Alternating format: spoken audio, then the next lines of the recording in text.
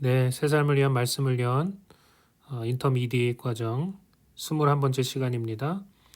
오늘은 예수님의 이름에 대해서 좀 말씀을 깊이 좀 공부하고 또 묵상했으면 좋겠습니다. 잠시 기도할까요? 하나님, 하나님의 말씀이 우리 가운데 생명이 되고 또 능력이 됨을 믿습니다. 우리가 하나님의 말씀을 계속해서 상고하고 또 공부하고 묵상할 때 그 말씀이 단순히 쓰여진 말씀이 아니라 우리 삶 가운데 살아 역사하는 말씀 되게 하셔서 우리 가운데 영적인 생명력이 흘러 넘치게 하시고 예수 그리스도를 닮아가는 그런 삶을 살아갈 수 있도록 축복하여 주옵소서. 이 시간 성령으로 기름 부어 주시옵소서. 사모하고 의지합니다. 예수 그리스도 이름만이 온전히 높여지는 시간 되게 하여 주옵소서. 예수 그리스도의 이름으로 기도하옵나이다. 아멘. 예수님의 이름에 대한 이 말씀에 대한 기본적인 공부가 한 시간에 끝날 수 없기 때문에 이번 시간 그리고 다음 시간 이렇게 걸쳐서 우리 같이 한번 말씀을 나눌 수 있도록 그렇게 하겠습니다. 우리는 예수님의 이름으로 기도합니다. 그죠? 또 우리는 예수님의 이름으로 선포하고 명령합니다. 우리는 예수님의 이름으로 귀신을 쫓아냅니다. 또 골로새서 3장 17절에 보니까 우리가 무엇을 하든지 말에나 일에나 다 주 예수의 이름으로 하라라고 그렇게 이야기한다라는 거죠. 이 예수 그리스도의 이름이 왜 이렇게 귀하고 또 능력이 있어서 우리에게 있어서 모든 것이 되시냐, 이거에 대해서 우리가 좀 잘 말씀을 알아볼 필요가 있다라는 것이죠. 자, 그러면 첫 번째 우리가 예수님의 이름을 더 깊이 알기 위해서 먼저 예수님이 걸어가셨던 그 길을 우리가 먼저 살펴볼 필요가 있습니다. 첫 번째, 예수님의 길입니다. 그는 근본 하나님의 본체시나 하나님과 동등됨을 취할 것으로 여기지 아니하시고 오히려 자기를 비워 종의 형체를 가지사 사람들과 같이 되셨고 사람의 모양으로 나타나사 자기를 낮추시고 죽기까지 복종하셨으니 곧 십자가에 죽으심이라, 이렇게 이야기하고 있습니다. 이 말씀이 참 귀하고 중요한데요. 지금 여기 보니까 뭐라고 이야기하고 있냐? 그는 근본 하나님의 본체시나 또 하나님과 동등된 분이셨다, 이렇게 이야기하고 있어요. 그런데 하나님의 아들인 예수님이 하나님과 동등됨을 취할 것으로 여기지 아니하시고, 여기 보니까 뭐라 그랬냐면 오히려 자기를 비우어서 종이 되셨다고 이야기하고 있습니다. 하나님의 아들이시고 하나님과 동등됨을 가지신 하나님의 본체인 그런 독생하신 하나님, 그분이 자기를 비우시고 종이 되셨다는 거예요. 하나님의 아들이 스스로 종이 되셨다는 거예요. 왜 그렇게 하셨나? 성경은 이야기하기를 사람들을 구원하고자 하시는 그 하나님의 뜻을 섬기기 위해서 그렇게 하셨다고 이야기합니다. 그래서 하나님의 아들이 이 땅에서 사람의 아들로 태어나셨다는 거죠. 그래서 예수님이 사복음서를 읽어보면 스스로를 가르쳐서 인자라고 그렇게 많이 이야기하지 않습니까? 하나님의 아들이 인자, 사람의 아들이 되신 거예요. 왜 하나님의 아들이 이 땅에서 사람의 아들로 태어나셔야만 했는가?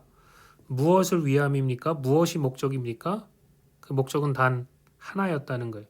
십자가에서 죽기 위해서 그렇게 하셨다는 거죠. 그분이 여기 보니까 사람의 모양으로 사람들과 같이 그렇게 되시고 사람의 모양으로 나타나셔서 자기를 낮추시고 죽기까지 복종하셨으니 무엇이 목표입니까? 십자가입니다. 십자가에서 죽는 것이 목적이었다는 거예요. 왜요?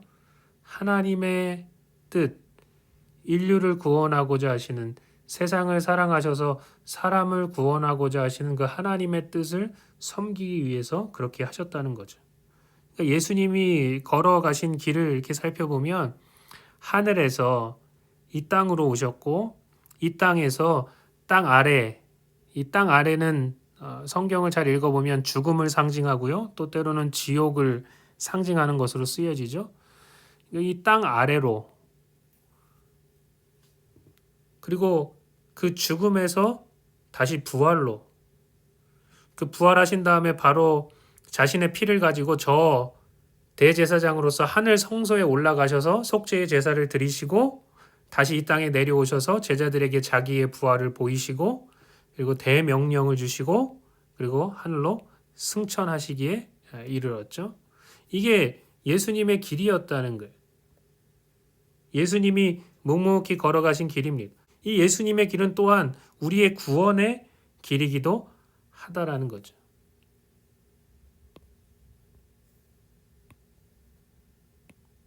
그렇죠?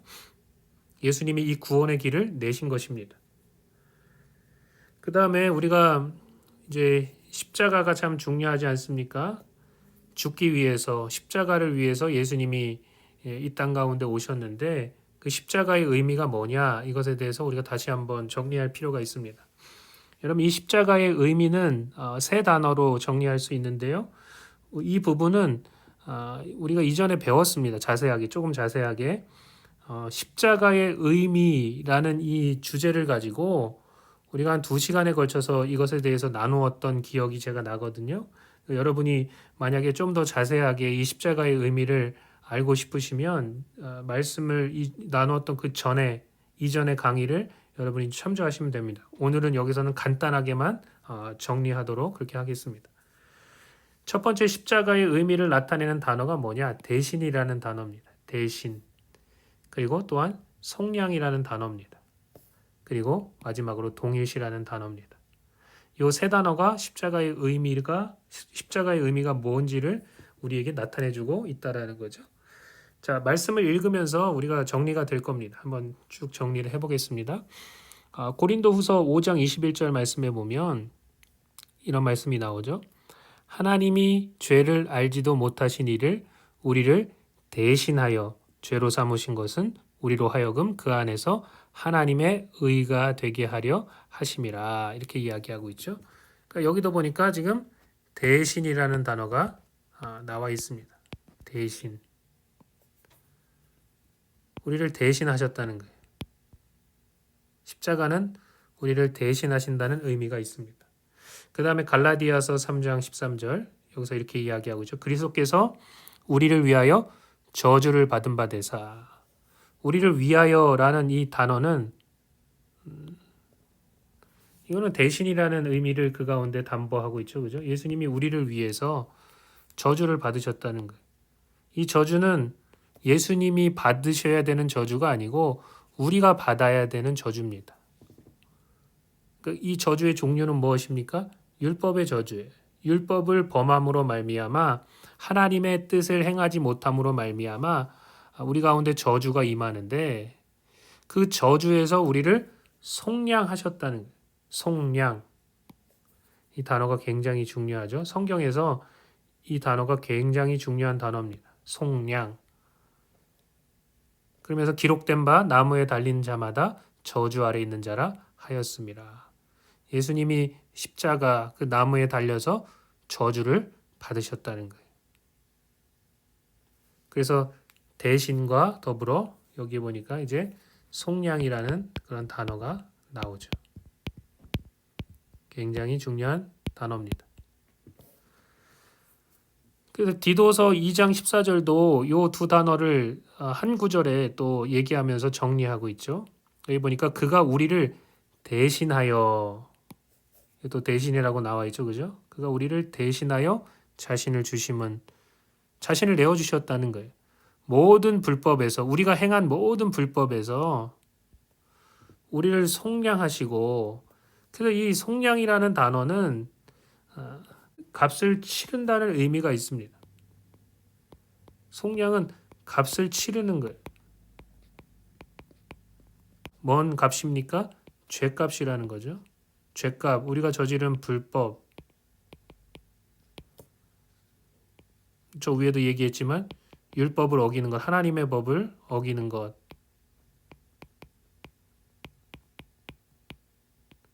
그것에 대해서 값을 치러야만 했다는 거예요. 그래서 우리를 속량하시고 우리를 깨끗하게 하사 선한 일을 열심히 하는 자기 백성이 되게 하려 하심이다. 그렇게 이야기하고 있죠. 그러니까 예수님께서 우리를 대신해서 지금 여기 보니까 십자가에서 죄가 되시고 대신 저주를 받으셨다라고 그렇게 이야기합니다. 우리의 자리가 어디냐? 십자가가 우리의 자리였다는 거예요. 죽음이 우리의 자리고 또한 지옥이 우리의 자리였다는 거죠. 그런데 그 자리를 예수님이 대신 차지하시고 그 죄값을 치러주셨다. 이제 이런 이야기를 하고 있습니다. 이게 바로 대신이고 또 자신을 내어주셔서 그 생명, 그 가치로 우리 죄값을 치르시고 우리를 사셨다. 이게 바로 속량의 의미라는 거죠. 그 다음에 자 이제 로마서 6장 3절부터 보면 이제 세례에 대해서 나와 있습니다. 이게 이제 동일시에 대한 이야기를 하고 있는 거거든요. 한번 읽어보겠습니다. 무릇 그리스도 예수와 합하여 세례를 받은 우리는 그의 죽으심과 합하여 세례 받은 줄을 알지 못하느뇨. 지금 여기 보니까 세례에 대한 이야기를 하고 있는데 이 세례에 대한 이야기를 하면서 뭔 이야기를 하냐? 예수와 합하여 그 다음에 그의 죽으심과 합하여 이렇게 이야기하고 있어요. 우리가 세례를 받을 때 세례의 의미는 뭐냐? 예수님과 연합한다는 의미가 있다는 거예요. 특별히 뭐와 연합하는 거냐? 예수님의 죽으심과 연합하는 것이고요. 그 다음에 예수님의 부활하심과 연합한다는 거예요. 다시 한번 읽어보겠습니다. 무릇 그리스도 예수와 합하여 세례를 받은 우리는 그의 죽으심과 합하여 세례 받은 줄을 알지 못하느뇨. 그러므로 우리가 그의 죽으심과 합하여 세례를 받음으로 그와 함께 장사되었나니. 예수님의 죽으심과 이미 연합하였다는 거예요. 그래서 예수님이 죽었을 때 우리도 함께 장사되었다는 거죠. 이는 아버지의 영광으로 말미암아 그리스도를 죽은 자 가운데서 살리심과 같이 예수님의 죽음이 우리의 죽음이 되고 또한 여기 보니까 뭐라고 얘기하고 있냐면 우리로 또한 새 생명 가운데 행하게 하려 함이라. 예수님의 부활이 예수님의 생명이 우리의 부활이요 생명이 되었다는 거예요. 그러니까 이것을 쉽게 설명하면 세례는 우리가 예수 그리스도를 믿고 그분을 영접했을 때 그분과 하나가 되었다는 의미를 담고 있습니다. 그러니까 세례라는 것은 그리스도와의 연합이에요. 그래서 그분과 하나 되어서 그 십자가에서 예수님이 죽으신 그 죽음이 내 죽음이 되었고 예수님의 부활이 내 부활이 되었음을 상징하는 예식이 바로 세례라는 거예요. 세례는 여러분 육적인 세례도 있지만 사실은 영적인 세례가 더 중요하다고 했죠. 정말 내 마음의 중심을 드리고 예수 그리스도를 영접함으로 그분과 하나 되는 그런 삶, 이게 더 중요하다고 했죠. 이 세례 또 이 믿음을 통해서 예수님이 죽으셨는데 내가 죽은 것이 되었고 예수님이 사셨는데 내가 산 것이 되었다는 거예요. 그렇게 될 수 있는 이유는 뭐냐? 하나님이 예수님과 우리를 십자가에서 동일시했기 때문에 그렇습니다. 예수님이 내가 되고 내가 예수님이 되었기 때문에 그래요. 즉 연합, 하나로 묶었기 때문에 가능해진 이야기라는 거예요.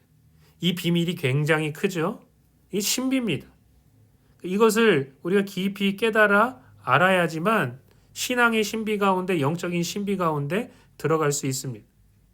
예수님과 내가 예수 그리스도를 믿고 그분을 영접했을 때 하나 되었다. 그래서 그 하나됨을 통해서 예수님이 십자가에 죽으셨을 때 나도 죽었고 또 예수님이 부활하셨을 때 나도 살아나게 되었다. 이 이야기를 지금 성경이 계속해서 하고 있다는 거죠. 그래서 십자가의 의미는 세 단어로 설명할 수 있는데 정리하면 대신, 그다음에 속량, 그다음에 동일시 이렇게 정리할 수 있습니다. 자, 예수님이 걸어오신 길과 그 정점에 십자가가 있다는 것에 대해서 우리가 같이 이제 나눴는데 이러한 일련의 사건들을 통해서 예수님이 어떻게 놀라운 이름, 모든 이름에 뛰어난 이름, 또 능력의 이름을 받게 되었는가? 자, 세 번째, 그리스도의 순종과 모든 이름 위에 뛰어난 이름 예수. 라는 주제로 또 말씀을 같이 좀 나누도록 하겠습니다. 히브리서 5장 8절에 보니까 이게 뭐라고 얘기하고 있냐면 그가 아들이시면서도 받으신 고난으로 순종함을 배워 온전하게 되셨은즉 자기에게 순종하는 모든 자에게 영원한 구원의 근원이 되시고 하나님께 멜기세덱의 반차를 따른 대제사장이라 칭하심을 받으셨느니라 라고 이렇게 이야기하고 있습니다. 하나님의 아들이 성육신에서 하나님의 아들이 사람의 아들이 되셨다는 거죠. 하나님의 아들이 성육신 하시고 그리고 십자가에 죽기까지 복종하심으로 세상을 사랑하시고 구원하시고자 하시는 하나님의 뜻을 이루셨을 때 하나님께서 어떻게 하셨냐라는 거죠. 에베소서 1장 20절에 보니까 하나님의 능력이 여기 보니까 하나님의 능력이죠. 그리스도 안에서 역사해서 그를 죽은 자 가운데서 다시 살렸다는 거예요. 하나님이 그를 부활케 하셨다는 거죠. 그리고 하늘에서 자기의 오른편에 앉히시고 모든 통치와 권세와 능력과 주권과 이 세상뿐만 아니라 오는 세상에 일컫는 모든 이름 위에 뛰어나게 하시고 지금 예수님의 복종을 통해서 하나님께서 그 예수님이 자기의 모든 것들을 하나님께 맡기시고 하나님의 뜻에 온전히 순종하셨더니 하나님께서 그를 어떻게 하셨냐? 하나님의 능력으로 그를 부활케 하시고 그 다음에 그를 지극히 높여서 자기의 그 오른편에 앉으시고 그리고 모든 만물을 그 이름 앞에 복종하게 하시고 여기 보면 그렇게 나와 있죠. 만물을 그의 발 아래 복종하게 하시고 그를 만물 위의 교회의 머리로 삼으셨느니라. 예수님은 만물의 상속자로 이미 세워져 있었지만 이제 정말 진짜 실제로 만유의 상속자가 된 거예요. 그리고 교회의 머리가 되게 하셨다라고 성경은 이야기하고 있다는 거죠. 이런 모든 일들이 무엇을 통해서 이루어지게 되었냐? 그리스도의 순종을 통해서 이루어지게 됐다는 거예요. 자, 여기 보시면 그게 나와 있죠. 그죠? 그가 아들이시면서도 고난을 통과하시면서 끝까지 순종하셨다는 거예요. 그 순종함이라는 것을 통해서 하나님께서 그를 구원의 근원으로 삼으시고 그를 지극히 높이시고 모든 이름 위에 뛰어난 이름을 그에게 주셨다는 이야기를 성경이 하고 있다는 거죠. 하나님께서 그에게 영광과 존귀의 관을 씌워주셨다는 이야기를 성경은 하고 있습니다. 빌립보서 2장 9절 말씀에 보면 이렇게 이야기하고 있죠. 똑같은 이야기입니다. 계속해서 성경이 이 부분을 강조하고 있으니까 하나님이 그렇게 순종하신 하나님의 아들이었지만 하나님의 종이 되어서 하나님의 뜻에 끝까지 온전히 순종하신 그분을 지극히 높여서 모든 이름 위에 뛰어난 이름을 주시고 그죠? 하늘에 있는 자들과 땅에 있는 자들과 땅 아래에 있는 모든 자들로 모든 무릎을 예수 이름에 꿇게 하시고 모든 입으로 예수 그리스도를 주라 시인하여 하나님 아버지께 영광을 돌리게 하셨느니라 이렇게 이야기하고 있습니다. 그리고 더 나아가서 모든 입으로 예수를 주라 시인해서 우리가 예수 그리스도의 이름을 높이고 찬양할 때 하나님 아버지께 영광이 되게 하셨다는 것입니다.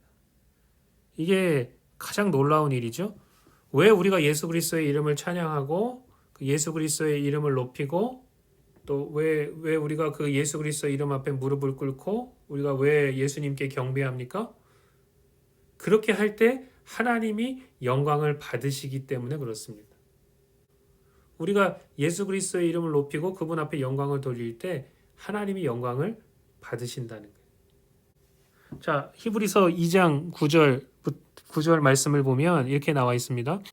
오직 우리가 천사들보다 잠시 동안 못하게 하심을 입은 자. 이 부분에 대해서는 여러분 또 우리가 말씀을 좀 공부하고 연구할 필요가 있습니다. 천사들보다 어떻게 예수님이 잠시 동안 못하게 하심을 입었을까? 여러분 천사가 높습니까? 아니면 사람이 높습니까? 성경은 이야기하기를 사람이 높다고 이렇게 이야기하고 있죠. 천사들은 구원 얻을 그런 후사들을 섬기기 위해서 보내졌다 그렇게 이야기합니다. 그러니까 천사가 사람보다 높지 않아요. 사람이 천사를 섬기는 게 아니고 천사가 사람을 섬기게 돼 있으니까요. 근데 여기 보니까 천사들보다 잠시 동안 못하게 하심을 입었다고 이야기하고 있습니다. 창조주이신 또 우리의 모든 것 대신 우리의 주인 대신 만유의 상속자 대신 하나님의 아들, 하나님의 본체시고 하나님과 동등됨을 취하셨던 그 하나님의 아들 예수가 사람이 되신 것까지도 참 놀라운 일인데 여기 보면 뭐라고 얘기하고 있냐면 천사들보다 잠시 동안 못하게 하심을 입었다라고 그렇게 이야기하고 있습니다. 이 놀라운 이야기죠. 그 천사보다 잠시 동안 못하게 하심을 입었다는 그 의미가 뭐냐? 여기 보면 조금 더 자세하게 나왔습니다. 죽음의 고난 받으심으로 예수님은 죽음을 경험하시고 죽음의 고난을 받으셨다는 거예요. 우리가 죽음을 경험하고 우리가 죽음의 고난을 당해야 되는데 예수님이 그렇게 하셨다는 거죠. 그래서 그렇게 낮아지신 그 예수 그리스도, 죽기까지 순종하신 그 예수 그리스도에게 하나님께서 그를 지극히 높여서 영광과 존귀로 관을 씌우셨다는 거예요. 그 일을 행하심은 뭐냐? 하나님의 은혜를 이 땅 가운데 드러내기 위함이고 또 모든 사람을 위하여 십자가, 그 십자가를 통해서 죽음을 맛보려 하십니다. 그렇게 이야기하고 있습니다. 놀라운 이야기죠, 그죠?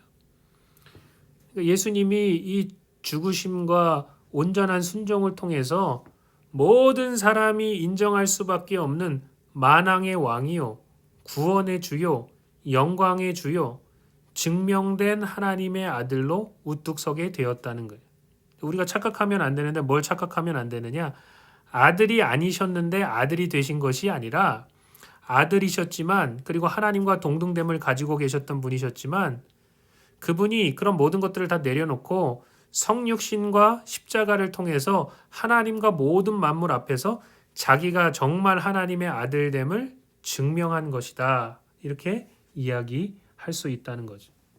그러니까 우리가 얼마나 놀랍고 위대하신 분을 그 예수 그리스도를 우리의 주인이요 또 하나님으로 섬기고 있습니까? 모든 영광과 존귀와 능력과 찬양을 받으시기에 합당하신 분이라는 거예요. 자, 그렇다면 다섯 번째, 부활의 아침에 어떤 일이 있었던 것인가, 어떤 일이 일어난 것인가에 대해서 말씀을 나누고 오늘은 마치도록 하겠습니다.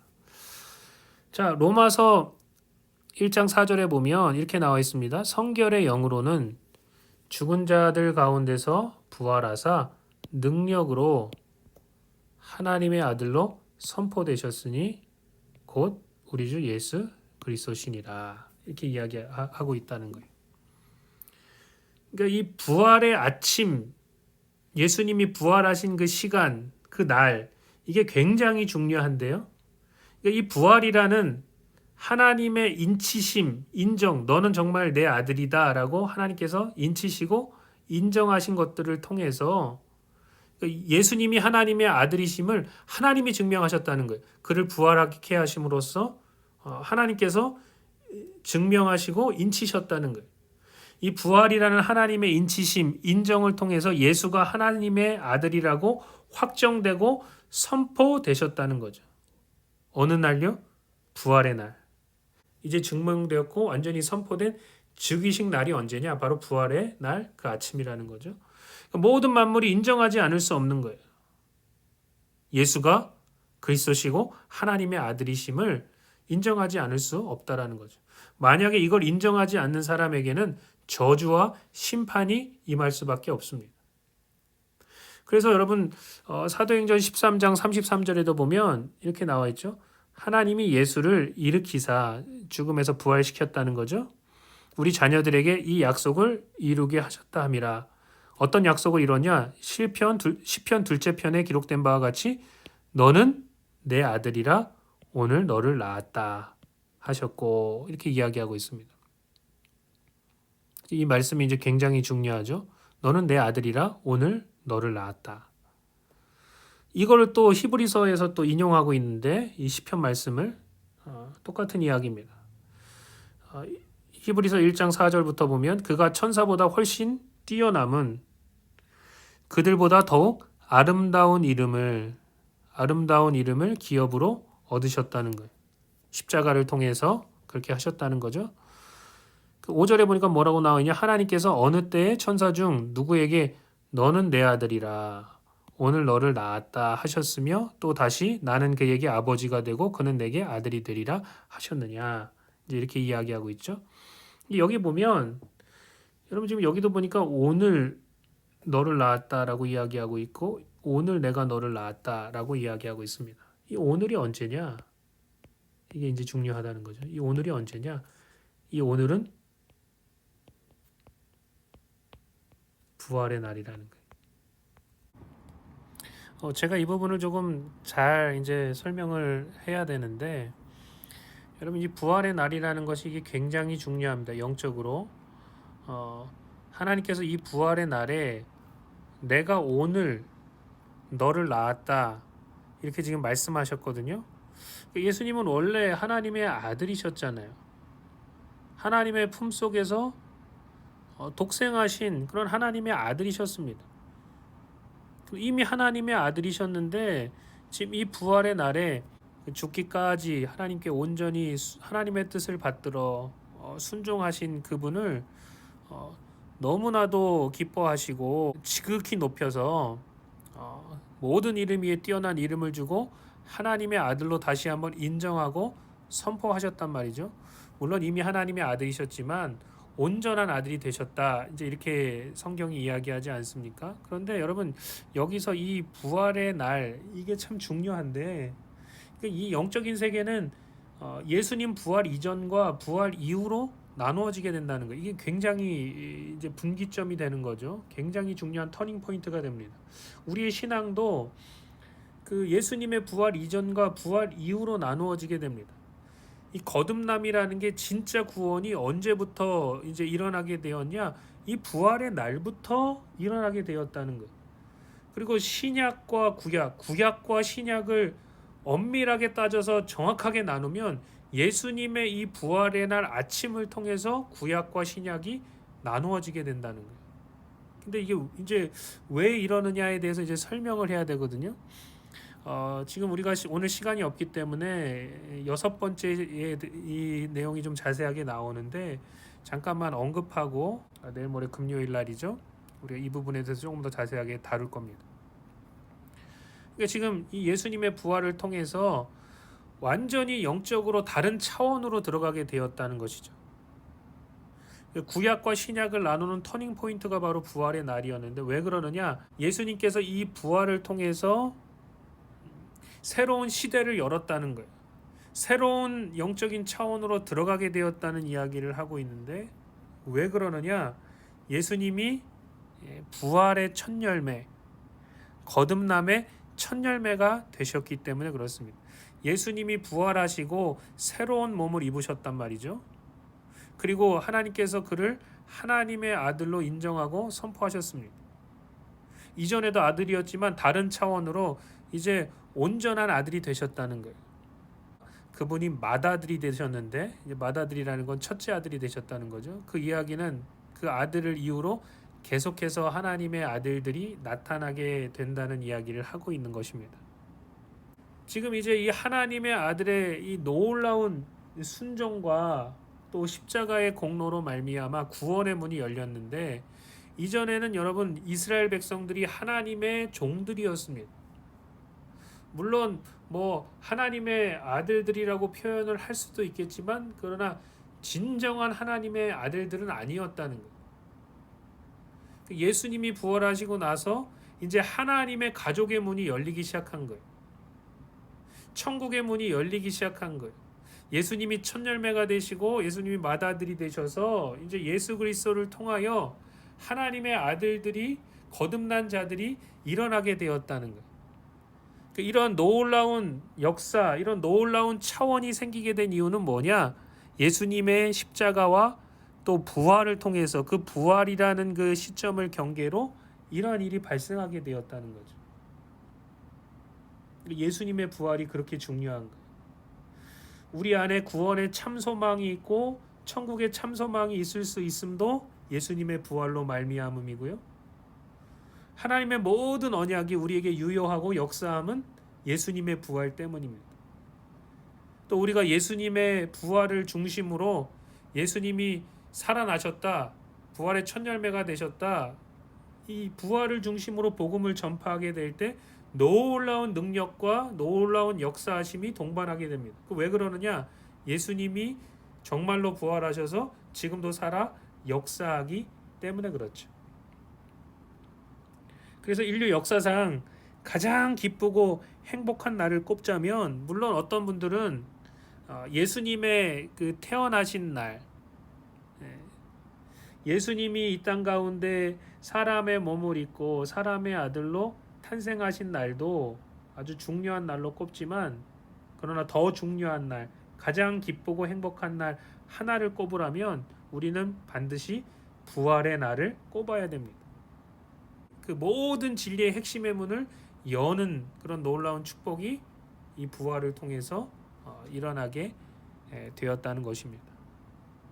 그래서 여러분, 예수 그리스도의 그 이름, 또 부활, 이 놀라운 진리 가운데 온전히 잠기게 되시기를 예수님의 이름으로 축복합니다.